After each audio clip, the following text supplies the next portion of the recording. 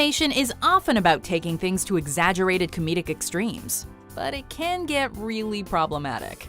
Welcome to WatchMojo.com, and today we're counting down our picks for the top 10 stereotypical Simpsons characters.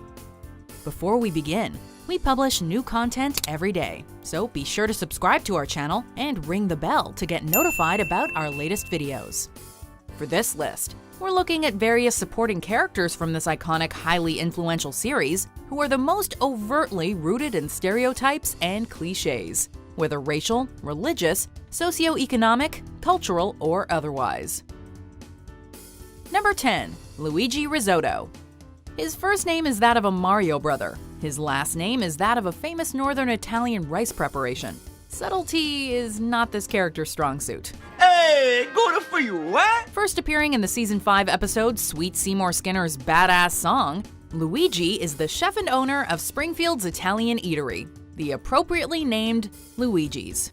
Here's the thing though, while Luigi is a walking mishmash of Italian stereotypes, the show has made that part of the joke. I only consider you scum compared to Krusty! I can see that, and I'll have the canola. As it turns out, Luigi was born Lothar Folkman, and only changed his name and donned that thick Italian accent to get diners in the door. Since then, however, he seems to have really run with the persona. He gave me a bad review, so my friend put a horse head on his bed. Number 9. Eleanor Abernathy. Getting older can often be a lonely experience, and if your family and friends have all moved away or passed on, a pet or two can make for some much-needed company. Unfortunately, the elderly woman with a few too many cats to her name has become an all-too-familiar cliché, making it ripe for parody by The Simpsons. A woman of few words, but with an abundance of cats that she's only too happy to throw at people, Dr. Eleanor Abernathy MD JD is the quintessential crazy cat lady, though her erratic behavior might be good for a few laughs. Like real-world recluses, Abernathy is actually struggling, both with alcoholism and mental health. But thanks to this psychoactive medication, I enjoy brief moments of lucidity. Those are just Reese's Pieces. Number 8. Ned Flanders. Love him, or love to hate him, Ned Flanders is undeniably an important part of The Simpsons dynamic. An overly friendly, helpful, talkative, and gratingly considerate neighbor, he's the perfect foil to the Simpson family patriarch Homer and his loud-mouthed, selfish buffoonery. While the numerous Ned-centric episodes have helped flesh out this character over the years, there's no escaping the fact that he's fundamentally made up of various Christian stereotypes. God said to Noah, there's gonna be a floody. From his firm belief in God and the way of the Bible, to his insistence on turning the other cheek and acting charitably, he is one big, walking, talking Christian cliché. If I could give you my heart, Homer, I would. Shut up, Flanders. Number 7. Akira. Well into the 21st century, it's the racially charged characters on The Simpsons that are always the hardest to swallow. And unlike the delicious sushi he serves up at the Happy Sumo restaurant, Akira does not go down smooth. The sushi supplies a little bit of everything.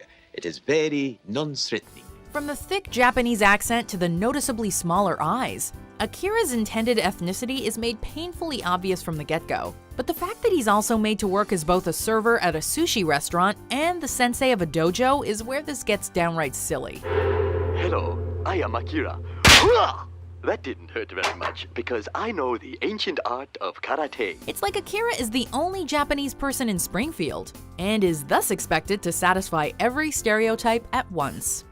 Number 6. Jeffrey Albertson. Many likely don't recognize this character by name, which says a lot about just what a cliché he is. Albertson is better known as Comic Book Guy, and since long before geek culture became mainstream, this uber nerd has served as the vessel of the showrunners and writers to poke fun at geeks. Someone has mixed an Amazing Spider-Man in with the Peter Parker the Spectacular Spider-Man series. This will not stand. Overweight, socially inept, and generally disliked, Albertson has a notable chip on his shoulder and a blatant sense of superiority over others, one rooted in a belief that the pop culture content he loves is underappreciated and that those with less knowledge of such things are his inferiors. He serves as a scathing takedown of geek culture. Now make like my pants and split. Number 5. Fat Tony. Step aside, Luigi. You may have successfully adopted the stylings of the quintessential pizza/pasta chef, but local mafioso and crime boss Marion Anthony D'Amico is the pinnacle of Italian stereotypes in Springfield. Chief Wiggum, you honor us with your presence. Speaking almost entirely in cliché lines pulled from gangster film and TV, rarely seen without a cigar, and sporting the sort of face and physique that only a wealthy mob wife could love, Fat Tony feels like one big Italian punchline. He would just never say that to his face. We suggest you have a conversation with your husband. You have 24 hours to give us our money. Well, if he were still with us. Number 4, Bumblebee Man. Characters like Pedro Chesperito can be made to work, but only if used to criticize the prejudices and racially charged assumptions that stem from the ignorance of the Caucasian majority. Viva, Senor Burns! Viva! Unfortunately, The Simpsons hasn't done much with Chesperito, better known as Bumblebee Man, other than use him for cheap laughs. In the show's defense, he's actually inspired by Roberto Gomez Bolaño's comedic TV character, El Chapulín Colorado. But since the vast majority of viewers aren't in on that joke, he's usually taken at face value, a caricature of an exaggerated, budget Spanish-language television personality. Ay, ¿dónde está mi tequila? Number 3, Cletus Spuckler. Cletus Delroy Spuckler is a living dictionary definition of a stereotypical redneck. Hey, Ma, look at that pointy-haired little girl. Thin, sleepy-eyed, rocking a bad haircut, jeans, and a white wife-beater, Cletus's aesthetic screams slack-jawed yokel. Then he opens his mouth or invites you back to his home, and you realize that, all things considered, his image is actually pretty tame. Hey, kids, we're eating dinner tonight. Come on, Tiffany, Heather, Cody, Dylan, Dermot. He's married to his own relative, Brandine, but he seems to be totally obsessed with a pig.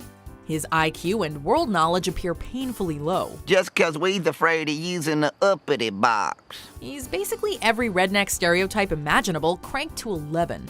It would be offensive, but honestly, we hope that based on how absurd he is, no one out there can realistically identify with him.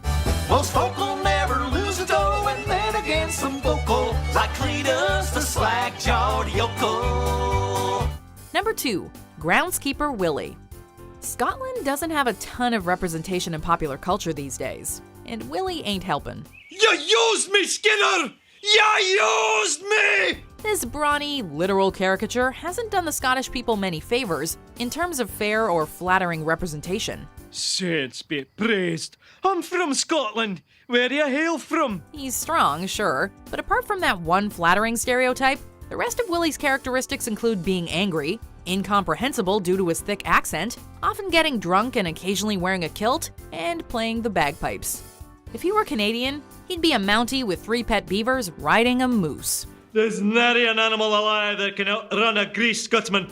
Before we unveil our number 1 pick, here are some honorable mentions. Do you know why you are here? 'Cause my family cares more about other people than they do about me. Drink this liquid. Your generosity is greatly appreciated, especially during this health inspection season. Oh, yeah, right. Health inspection. That reminds me. Your change, sir. Number 1, Apu Naha Sapi Mape Tiron. Think you'll come again. The friendly owner of the Quickie Mart is without a doubt the most high-profile and controversial character on The Simpsons when it comes to stereotypical representations. An Indian immigrant with a heavy accent, who's actually voiced by white actor Hank Azaria, Apu has become something of a lightning rod for conversations about race and stereotypes in The Simpsons, with many calling him an obviously racist caricature. I cannot deny my roots, and I cannot keep up this charade. He actually inspired a feature-length documentary, The Problem with Apu, which dives deep into the insidious nature of prejudice. Given the controversy, his role on the show has seemingly been minimized in recent seasons. Must you dump on everything we do?